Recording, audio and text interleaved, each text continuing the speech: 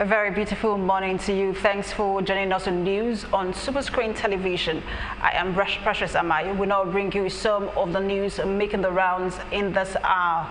The report here says the National Working Committee of the All Progressives Congress, APC, has queried the Senate President Bukola Saraki to respond within 48 hours while disciplinary actions should not be taken against him for allegedly breaching Article 21 of the Constitution of the party. The party, in a resolution signed by the National Secretary of APC, Mai Buni, said Saraki has flouted the laws of the party with his activities. Buni said the Senate President encouraged and facilitated an enabling environment for the defection of some senators who are members of the APC to other opposition parties and deliberately refused the screening of nominees' appointments submitted by the President, among others. And on now to Imo politics. Imo State Governor Rochas Okorocha has congratulated the newly sworn-in Imo State Chairman of the All Progressives Congress, Daniel Owanfo. Owanfo was sworn in by the National Chairman of APC, Adams Oshomole, at the National Secretariat of the party in Abuja. Okorocha noted that with Owanfo's swearing in, members of the party now have a vibrant head in comparison to previous ones. We are fine in Imo State. The party is so united. We just have sworn in our new chairman, and he will take the party to a greater height. You can imagine in Imo State, we lived hard in Imo when we didn't have the national party. In 2011, I came in as Abga, and I won election alone with all the names you hear. And 2015 again, when Buhari's name was not a good news in the southeast, we won. So what makes you think we will not win in 2019? With all the things we have done that have affected the lives of ordinary people. Reacting to the defection of Senate President Bukola Saraki and Kwara State Governor Abdul Fattah Ahmed from the party, Okorocha, who is also the chairman of APC Governors Forum, said the party will not be affected in 2019. People struggling for power, political power, there's always disagreement. Somebody wants to undo, overdo, and act, that's just normal with politics. But what's the end justifies the means. And I don't know when they join the party. I don't even have to know when they're leaving the party. So people are entitled to their opinion about how they see issues. Political party is just like a vehicle with which you get to the point of destination. If they find that they can no longer get what they want in APC and they want to go to other parties, good luck. But the question you should ask me, how does that affect APC? There's no way I don't see any way that's.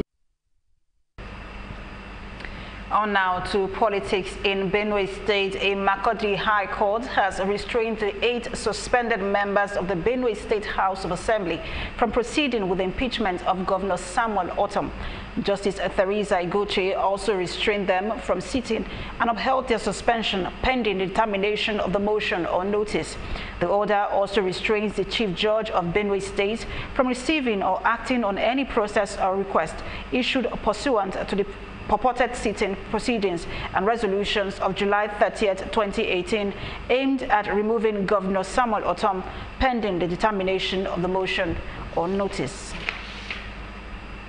And on electoral matters, a federal high court sitting in Abuja has ordered the arrest of the chairman of the Independent National Electoral Commission, INEC, Mahmood Yakubu, for failing to appear in court. Justice Stephen Palm issued the warrant of arrest today after Mahmood's absence in court for the 3rd time. The judge asked the police to effect the arrest immediately. Justice Palm had on July 5th ordered Yakubu to appear before him to show cause why he should not be sent to prison for contempt of court. The judge made the order for Mahmood to appear before him while ruling on a preliminary objection by INEC and his chairman in a contempt proceeding filed by chairman and legal advisor of the People's Democratic Party (PDP) in Anambra State, Ejike Ogwebego and Chuks Okoye.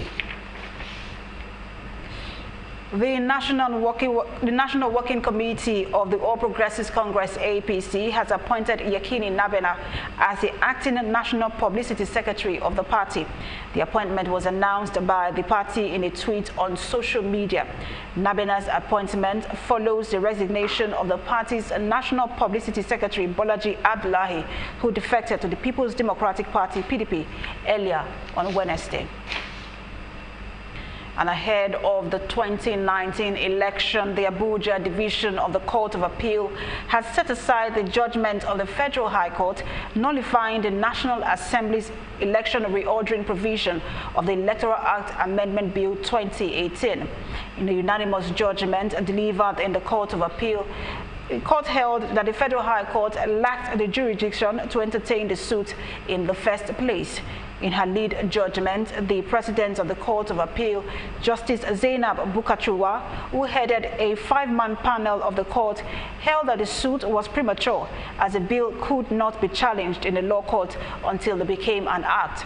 Upholding the appeal by the National Assembly, the appellate court further held that the Accord Party, which instituted the suit before the Federal High Court in Abuja, lacked the local standing to file the action.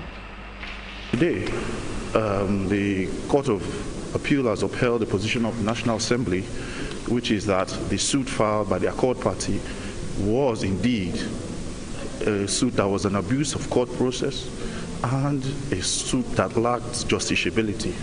That was the major issue. It determined that once a bill has not followed the procedure under Section 58 until the end, especially in this context where the suit was commenced before the veto override procedure of our client has been invoked, meant that the suit was indeed premature, academic, and lacked no merit. Still on politics, members of the National Assembly representing Kogi State say they can no longer visit their constituencies due to alleged intimidation by Governor Yahaya Bello. In a joint press statement issued in Abuja, 8 of the 12 federal lawmakers called on President Muhammadu Buhari to caution Bello in the interest of the state and Nigeria's democracy. The 3 members of the Senate, among them are Dino Milaye, Ahmed Ogembe, and Atai Aiduku. Members of the House of Representatives are Karim Sunday, Yusuf Ayo, Tajuddin, Egu Emmanuel, Benjamin Okolo, and Omale Atayoma. The Kano State government has expressed dismay over the utterances made by the state's Deputy Governor Hafiz Abubakar, alleging threat to his life. In a statement issued and signed by the Commissioner for Information, Youth and Culture, Mohammed Garuba, the government described Abubakar's criticism as not only unwarranted but unfair to the government. You will recall that Abubakar petitioned the Police and Department of State Security Service, DSS, of alleged threat to his life and plans to impeach him. The Economic Community of West African States, ECOWAS, and the Economic Community of Central African States, ECAS, have pledged their commitment to cooperate in conflict prevention, promotion, and peace and stability. This was disclosed at a summit of ECOWAS and ECAS heads of state and government held in Lomé, Togo. They also condemned illicit activities and trafficking from terrorist and mercenary groups. The leaders further directed ministers responsible for security in all regions to propose most suitable mechanisms and procedures for secured intelligence and information sharing among the countries before their next summit. You're still watching News at 10 on Superscreen television. We'll take a break now and we'll return with business news. Stay with us. Before they come, they're supposed to, give us some information, notice, at least maybe a week or so. There was nothing like that. Hunger is everywhere in Nigeria. People are dying every day, but Nigerian government are keeping quiet. Herdsmen are killing people. Why? It's not what we expected because of these old men that are leading us, and you people know, you are aware that these people are not the right people to lead us. These kind of people that are leading us here are people of black mind. They just care about themselves and their family. You are fighting my village. Let me use if I call it useless, I'm not a mistake. The other place where they build a shop, call it plaza. Say each shop got 4 million naira. So I don't have the money, so I have to leave. If you plan to get a tribal mark, it takes a lot of pain, but after some time, you enjoy it. No, we experience hold up now during the construction time. Then after some time, we start enjoying it. The way they are doing the construction is too slow. It's too slow. The construction is too slow. They should stop the construction and make sure people go into their businesses and do their businesses.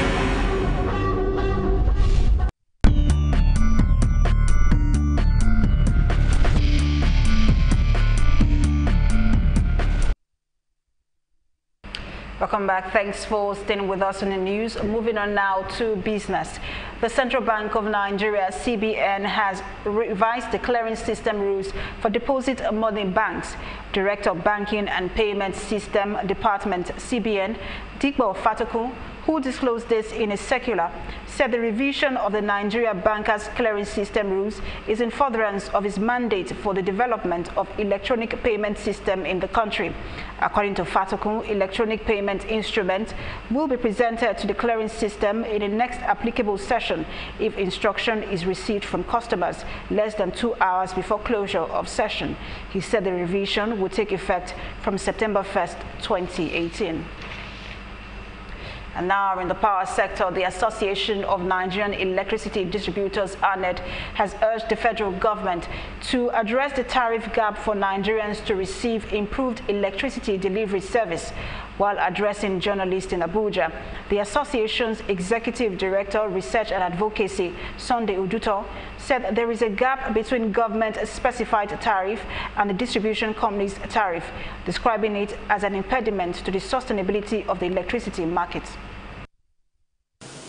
Without positioning the DISCO to succeed by addressing the tariff gap, which the government has mandated and engineered, without doing that, then it will be very unfair to expect miracles from the DISCOs. And we have said it before, that if you bring angels or malaika from heaven to this industry today, that angel will fail. That malaika will be frustrated and will fail, because you cannot be dealing with a product where the buying price is far higher than the selling price. And that's the issue. So we are not, as I said earlier, we are not advocating a tariff increase on the consumers, because we know that some of our customers are already dealing with affordability issues.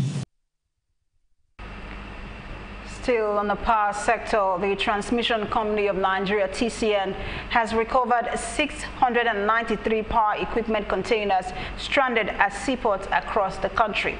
The managing director of TCN, Usman Mohammed, who disclosed this to journalists in Abuja, said some of the power equipment had been auctioned, noting that the firm is going after the auctioneers to recover the containers.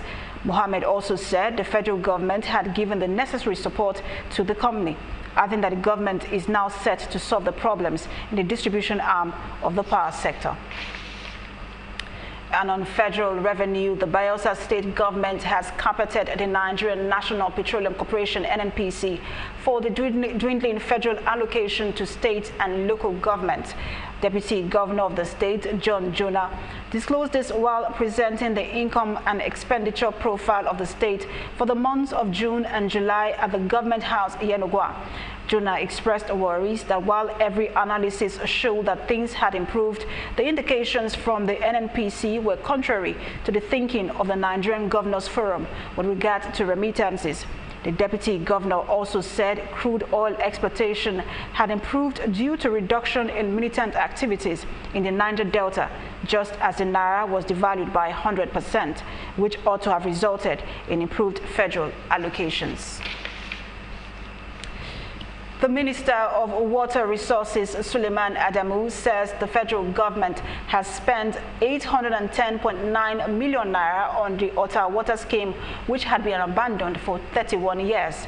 Adamu disclosed this at the site of the project at Arobiaye Village, Ogun State, during the signing of the Memorandum of Understanding between the federal government and the Ogun State government.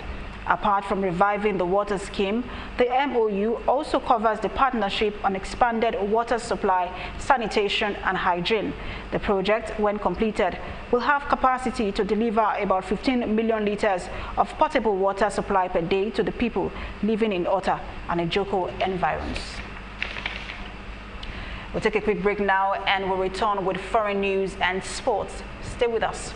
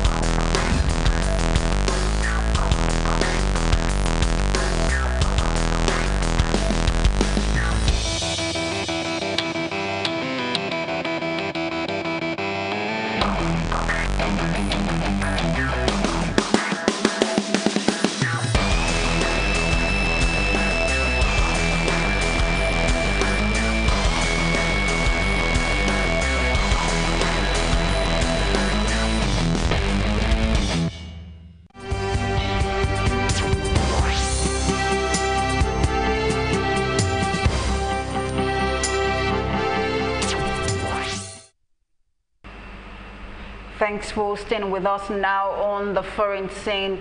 The United Arab Emirates, UAE, major hub for migrant laborers, has commenced amnesty for workers who enter the country without a visa or overstayed their work permit. The government said those who entered the UAE illegally or overstayed their visas will not be fined or charged if they choose to leave the country voluntarily. The amnesty also grants those looking for employment a 6-month visa to find a job. However, it excludes those blacklisted or with pending legal cases. An Aero-Mexico passenger jet has crashed just after takeoff in Mexico.